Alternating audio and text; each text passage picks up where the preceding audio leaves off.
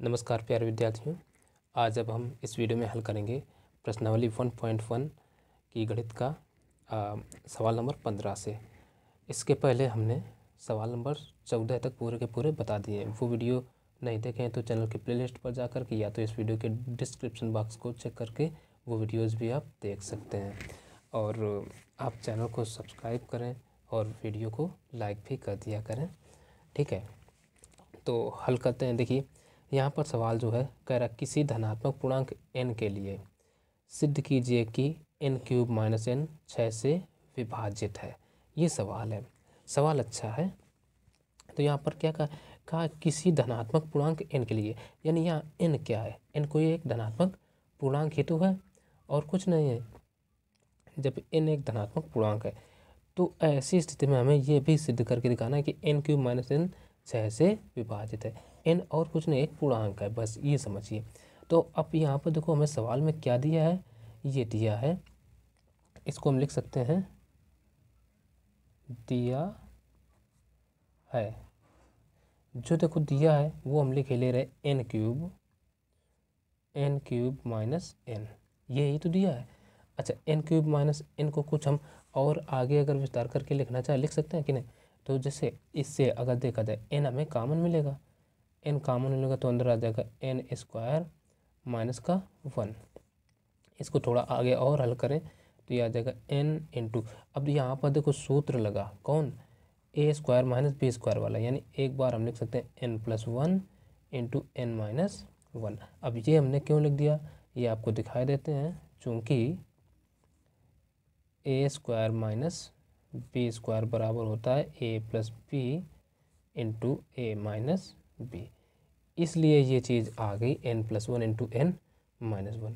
इसका ध्यान रखिए, ठीक।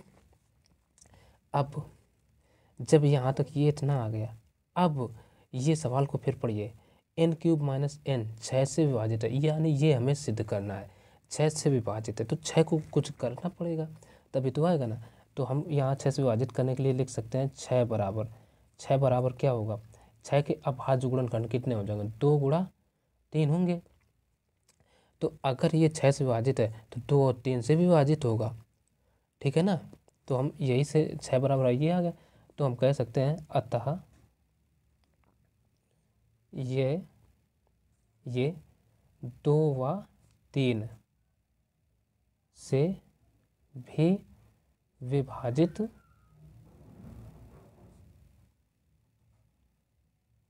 होगा। भाई अगर 6 से विभाजित है, ये सिद्ध करना है, तो ये 2 और 3 से विभाजित होगा। तो अब हम 2 और 3 से चेक कर लेते हैं विभाजित है कि नहीं है, ठीक है। तो अब इतना करने के लिए हम क्या करेंगे, इसमें यूक्लिड-विभाजन एल्गोरिथम लगाएंगे। तब यूक्लिड-विभाजन एल्गोरिथम, यूक्लिड विभाजन एल्गोरिथम लगा दो, एल्गोरिथम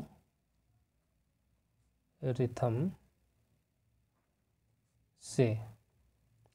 अच्छा, यूक्लिड-विभाजन एल्गोरिथम क्या होता है, वो ये होता है a = bq + r। अच्छा, और जहाँ जो r है यानी वो ये 0 से या तो छोटा होगा या बड़ा होगा या तो 0 के बराबर होगा, तो ये कंडीशन लिखे 0 is less than R equal to r, r is always less than b, ये होता है, ठीक। तो यहाँ तक ये समझिए। अब b 6 के जो गुणनखंड हुए 2 और 3 बने ना, इसलिए 2 और 3 से विभाजित होगा। तो यहाँ b बराबर हम क्या लेंगे, b बराबर 2 लेने पर, पहले हम 2 ले रहे हैं, अब तभी तो हम पता कर पाएंगे ये 2 से विभाजित है कि नहीं है। तो हम 2 लेने पर 2 ले रहे हैं, तो जब p बराबर 2 लिया तब r के जो संभावित मान होंगे वो r बराबर क्या हो जाएगा, एक तो 0 हो जाएगा, एक दूसरा 1 हो जाएगा, क्योंकि इस कंडीशन के अनुसार r के मान या तो 0 के बराबर आ सकता है या तो 0 से छोटा होगा। तो यानी b से मतलब r का मान या तो 0 के हो सकता है या तो b से छोटा ही रहेगा। तो b जब 2 है तो r का मान 1 0 और 1 हो सकता है, इसके अलावा कुछ नहीं हो पाएगा, ठीक। और ये जो यूक्लिडियन एल्गोरिथम ये धनात्मक पूर्णांकों पर ही कक्षा 10 में लिया जाएगा और कुछ नहीं। ठीक, तो यहाँ पर ये आ गए। अब यहाँ पर हम ए के मान निकालेंगे, यानी यहाँ आर के मान हमें 2 पता चल गए, ये तो आर के मान इसमें रखेंगे, तब ए के संभावित मान क्या आएंगे। ठीक है ना, ए के संभावित मान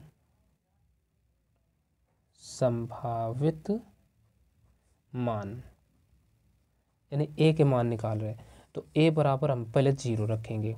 ठीक है, ए बराबर 0 रखने, वो ए नहीं आर बराबर, ठीक है ना, आर बराबर 0 रखने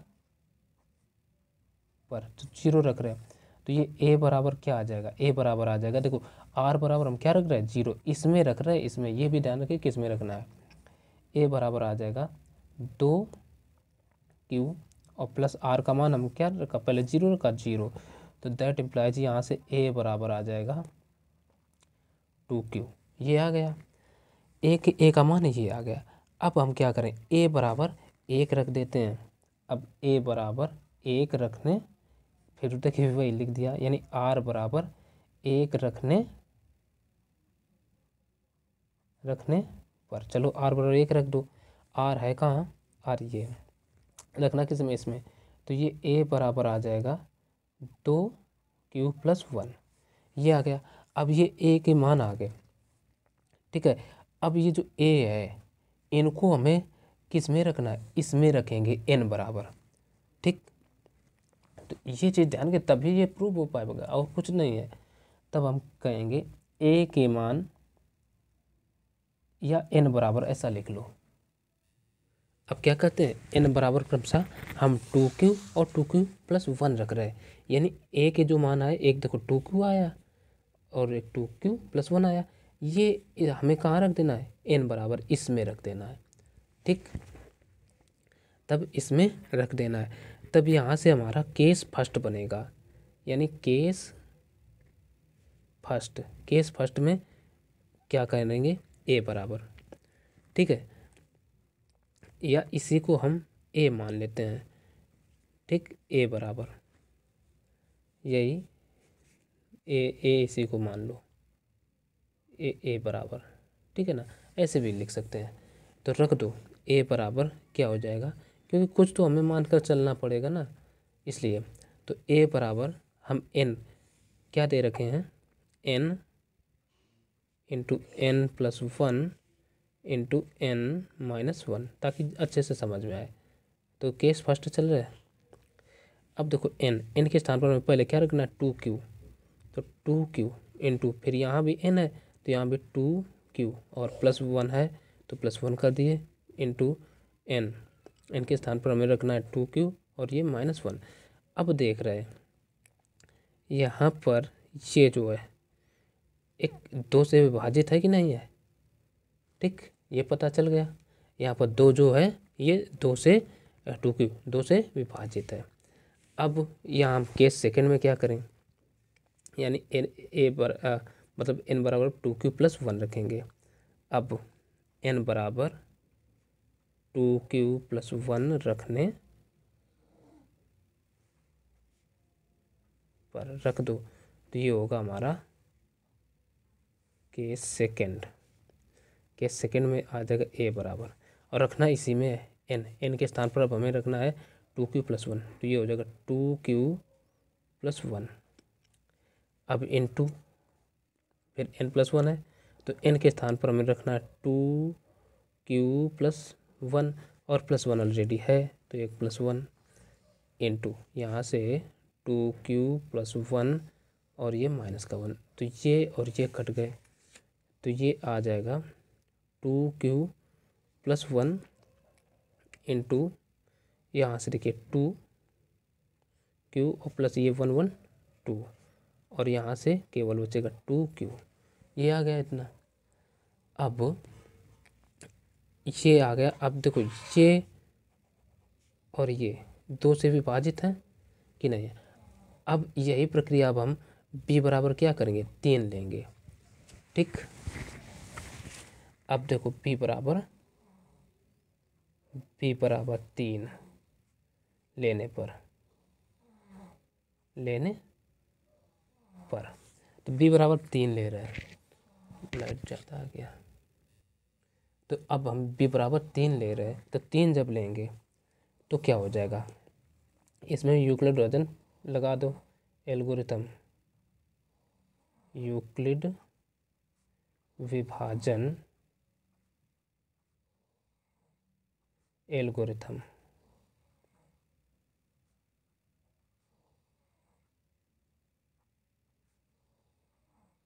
से यूक्लिड विभाजन एल्गोरिथम होता क्या, a बराबर बी क्यू प्लस आर। ठीक, और ये चीज़ हर बार दिखा दो तो याद हो जाती है। 0 is less than R equal to R, R is always less than B. तो अब देखो b बराबर यहाँ 3 है, तो 3 है जब, तो a बराबर क्या हो जाएगा, यानी 3q प्लस आर, यही तो होगा। तो r के मान जो आएंगे वो क्या आ जाएंगे, एक तो 0 आ सकता है, फिर 1 आ सकता है और 2 आ सकता है, लेकिन b जब 3 है 3 के से छोटा ही रहेगा, ये ध्यान रखिए। ठीक, अब यहाँ क्या है, r के जो है संभावित मान, तो r के मान अब हमें इसी में रखना है। तो हम लिख देते हैं r के मान रखने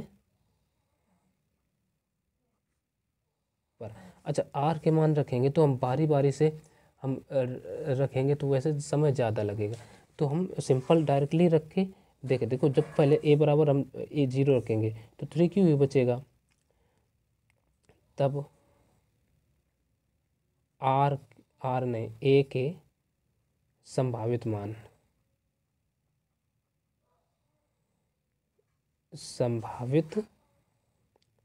क्या होंगे, एक तो a बराबर आ जाएगा 3q पहले जब हम 0 रखेंगे, फिर a बराबर जब हम 1 रखेंगे तो आ जाएगा 3q प्लस 1, और जब हम 2 रखेंगे तो आ जाएगा a बराबर 3q प्लस का 2, यही तो आ जाएगा। हम डायरेक्टली कर दिए। अब देखो, अब यहाँ से ये जो है n बराबर हमें ये रखना है क्रमशः। अब n बराबर क्रमशः 3q कामा 3q प्लस 1 तथा 3q प्लस 2 रखने पर, चलो रख दो। तब क्या हो जाएगा, केस फर्स्ट ले रहे हैं, केस इसमें भी केस फर्स्ट बनेगा, इसमें 3 केस बनेंगे। केस फर्स्ट में a बराबर हम कह सकते हैं क्या होगा, जब हम 3q रख रहे हैं तो कहाँ रखेंगे, रखना इसी में है, ये जो है n बराबर n into n plus 1 into n minus 1, इसी में रखना है। तो ये n के स्थान पर अब हमें क्या रखना है, 3q, तो 3q into 3q plus 1 into 3q minus 1, ये हो गया। केस सेकंड आ जाओ, केस सेकंड में a बराबर, अब हमें 3q प्लस 1 रख देना है, तो कहाँ, n के स्थान पर, तो ये हो जाएगा 3q plus 1 bracket 1 into n के स्थान पर रख रहे हैं 3q प्लस 1, तो 3q प्लस 1 पहले n हो गया, अब प्लस ये 1 लिखा ऑलरेडी प्लस 1, और इधर से 3q प्लस 1 और ये माइनस का 1 है, तो ये कट गए, तो ये आ गया 3q plus 1 into 3q plus 2 और इंटू ये बचा 3q। तो अब देखो पहले में ये सम था 3 से विभाजित था, इसमें ये 3 से विभाजित मिला हमें। अब इनके स्थान पर हमें 3q प्लस 2 रखना है। केस थर्ड देख लो, केस थर्ड में क्या आ जाएगा, a बराबर इनके स्थान पर 3q प्लस 2 रखना है, तो 3q प्लस 2, फिर n है तो 3q प्लस 1 इसके स्थान पर रखेंगे, q प्लस 2 रख रहे हैं ना, और प्लस का ये 1 ऑलरेडी है 1, और इधर से 3 क्यू प्लस का 2 और ये माइनस का 1। तो यहाँ से कितना आएगा, 3 क्यू प्लस का ये 2 हो गया, इधर से 3 क्यू प्लस का 3 हो गया, और ये बचेगा 3 क्यू प्लस का 1। अब यहाँ इसमें ये 3 से विभाजित है, ठीक, 3 से विभाजित हो गया। तो हम कह सकते हैं, चूँकि अब देखो जब हमने n बराबर ये मान निकाले तो इसमें 2 से विभाजित मिले, इसमें 3 से विभाजित मिल रहे हैं। तो ये हम चीज़ दिखा सकते हैं, चूँकि यहाँ हम कहेंगे चलो n³ माइनस n जो है ना 2 व 3 से विभाजित है, या विभाज्य कुछ भी लिख लो है, ठीक। इसलिए यह 6 से भी विभाज्य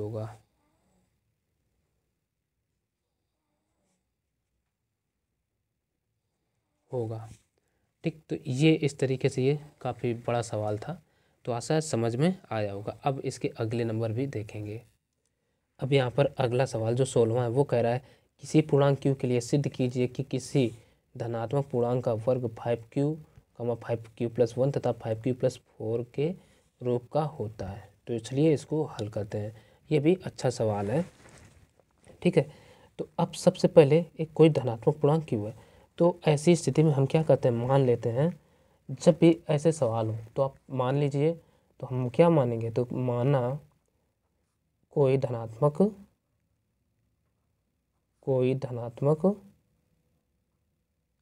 ये धनात्मक पूर्णांक a है, ठीक है। फिर और तथा b बराबर कितना माना जाता है, जैसे यहाँ 5 है तो 5 मान लेंगे, ठीक। b बराबर 5 मान लिया। अब इसमें लगा दो यूक्लिड विभाजन प्रमेय का या एल्गोरिथम से, तब यूक्लिड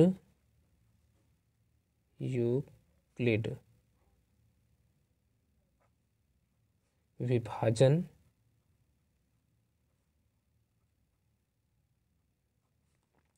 प्रमेय का या एल्गोरिथम से, कुछ भी लिख लूँ, तो हम लिख रहे हैं प्रमेयिका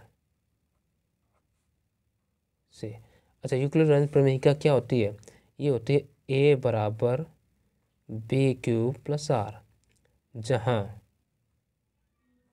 जो है 0 is less than R equal to r is always less than b, ये होता है।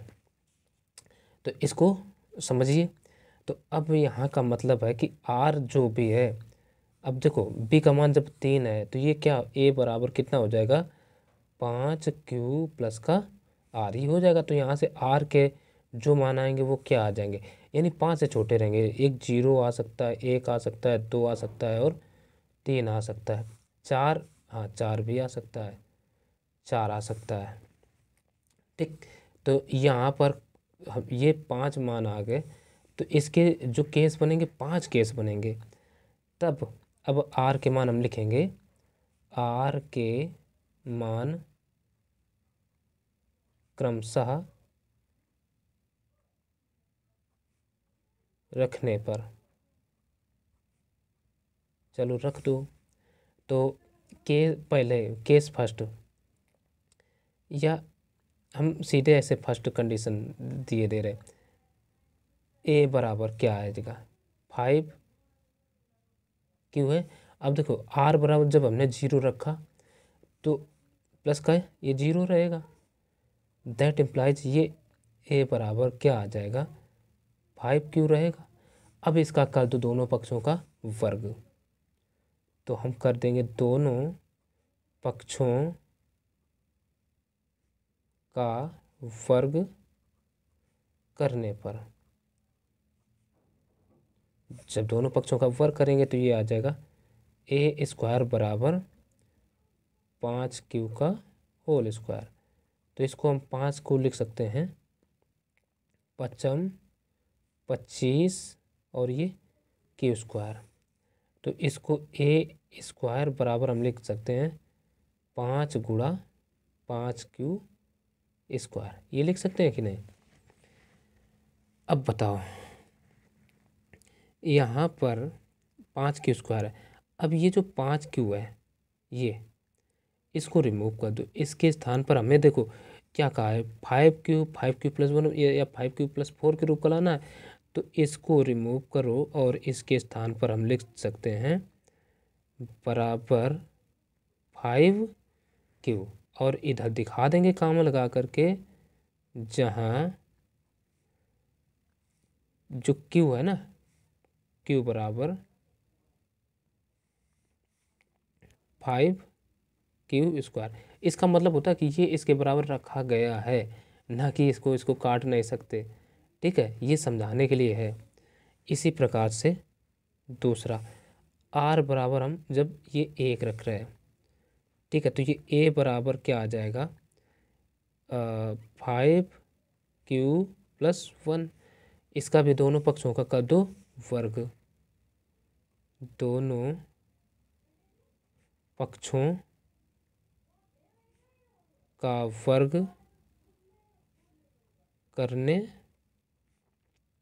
पर, चलो वर्ग कर दो तो ये आ जाएगा ए स्क्वायर बराबर ये 5 क्यू प्लस 1 का होल स्क्वायर। तो इसमें ए प्लस बी का होल स्क्वायर फार्मूला लगेगा। तो ये आ जाएगा ए स्क्वायर, ए का स्थान पर क्या है 5, तो 5 का वर्ग 25, और साथ में क्यू है तो क्यू स्क्वायर, प्लस 1 है बी स्क्वायर, बी के स्थान पर 1 है तो 1 का वर्ग, प्लस 2 ए भी होता है तो 5 दूना 10 क्यू।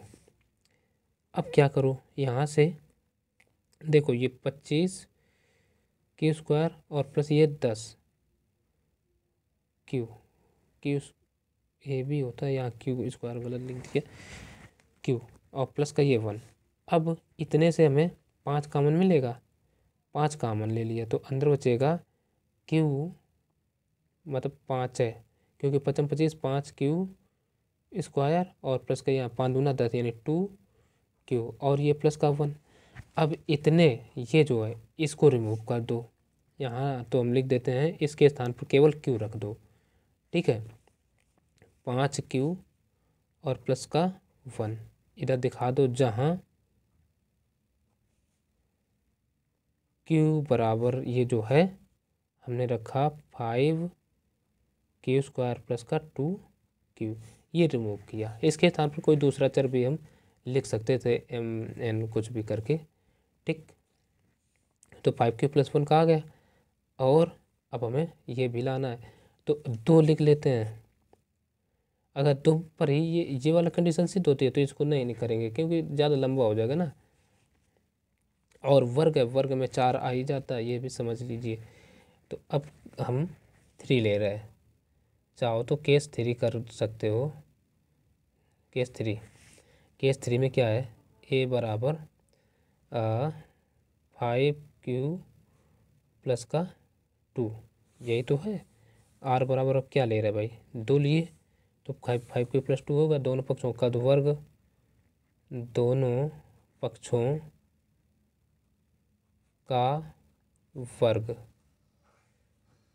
करने पर वर्ग कर देंगे तो ये ए स्क्वायर बराबर आ जाएगा 5 क्यू प्लस 2 का whole square. Whole square open कर दो तो देखो ए प्लस बी का होल स्क्वायर है ना, तो यानी 5 25 ये क्यू स्क्वायर प्लस 2 का वर्ग 4 प्लस का 2 ए भी होता है तो 5 10 दूना 20 क्यू हो जाएगा। तो यहाँ से ए स्क्वायर बराबर, इसको पहले हम लिखेंगे 25 क्यू स्क्वायर और प्लस का ये 20 क्यू और ये प्लस का 4। तो अब देखो इसको हम लिख सकते हैं ए स्क्वायर बराबर, इससे 5 कॉमन तो अंदर बचेगा 5 क्यू स्क्वायर प्लस 5 को 20 यानी 4 क्यू और प्लस का ये 4। अब इसको रिमूव कर दो तो ये बचेगा 5 और इसके स्थान पर केवल क्यू रख दो प्लस का 4, ये ए स्क्वायर बराबर स्क्वायर। और इधर दिखा दो जहाँ ये जो है क्यू बराबर या 5q² + 4q बराबर हमने q रखा है। ठीक, तो कह सकते हैं अतः किसी धनात्मक पूर्णांक का वर्ग,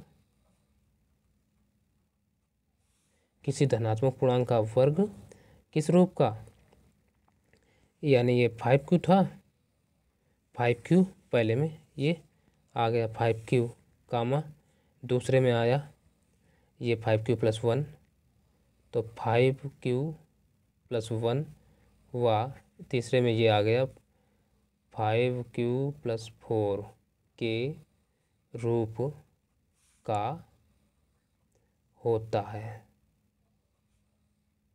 ठीक, यही सवाल का पूरा पूरा सॉल्यूशन हो गया। अगला नंबर देखिए। अब देखते हैं यहाँ पर 17वां सवाल। 17वां कह रहा है दर्शाइए कि प्रत्येक धनात्मक सम पूर्णांक 2m के रूप का होता है तथा प्रत्येक धनात्मक विषम पूर्णांक 2m + 1 के रूप का होता है। तो ये सवाल है, तो हम क्या करते हैं, मान लेते हैं, माना धनात्मक पूर्णांक, ठीक है, ये लिख रहे हैं धनात्मक पूर्णांक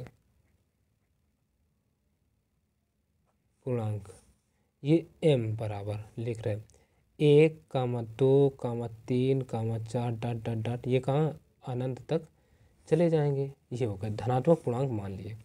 ठीक, तो अब अगर ये तो अभी तो धनात्मक मतलब सम और विषम इसमें दोनों हैं, केवल धनात्मक पूर्णांक माने, तो धनात्मक सम पूर्णांक के लिए कौन से होंगे, धनात्मक सम पूर्णांक बनाने के लिए इसमें यदि हम 2 से गुणा करा दें तभी तो आएगा, तब धनात्मक सम पूर्णांक, धनात्मक सम पूर्णांक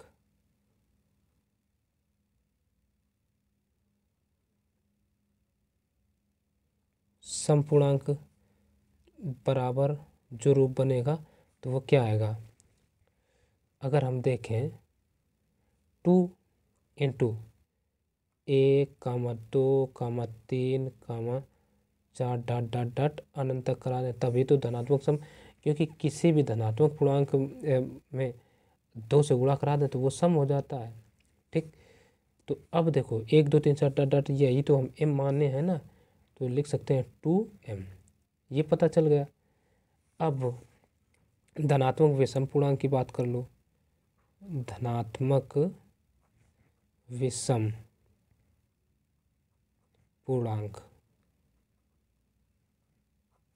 बराबर क्या होगा, तो देखो m, अच्छा 2 के लगाने से क्या हो गया सम, जैसे 2 × 1, 2, 3 डॉट डॉट डॉट, ये तो सम हो गया, ठीक है ना।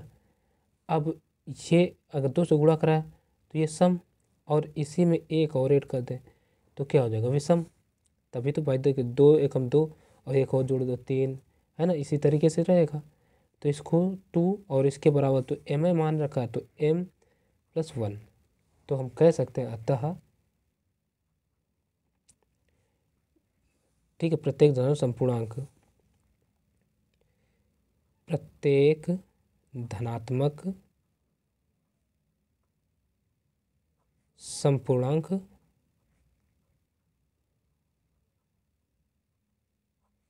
टू m व प्रत्येक धनात्मक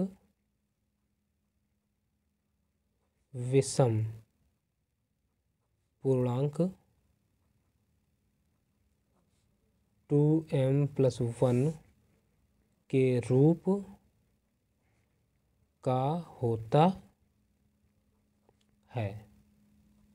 ठीक है, तो यहीं से ये एक्सरसाइज आज समाप्त होती है। आगे के जो सवाल होंगे अगले वीडियो में बताएंगे, तो बने रहिए हमारे यूट्यूब चैनल NCERT स्पेशलिस्ट पर, और अभी तक इसको सब्सक्राइब नहीं किया तो सब्सक्राइब कर लेना, बेल आइकन को ऑल पर प्रेस करके उसको ज़रूर दबा देना। तो चलिए मिलते हैं फिर अगली वीडियो, तब तक के लिए नमस्कार।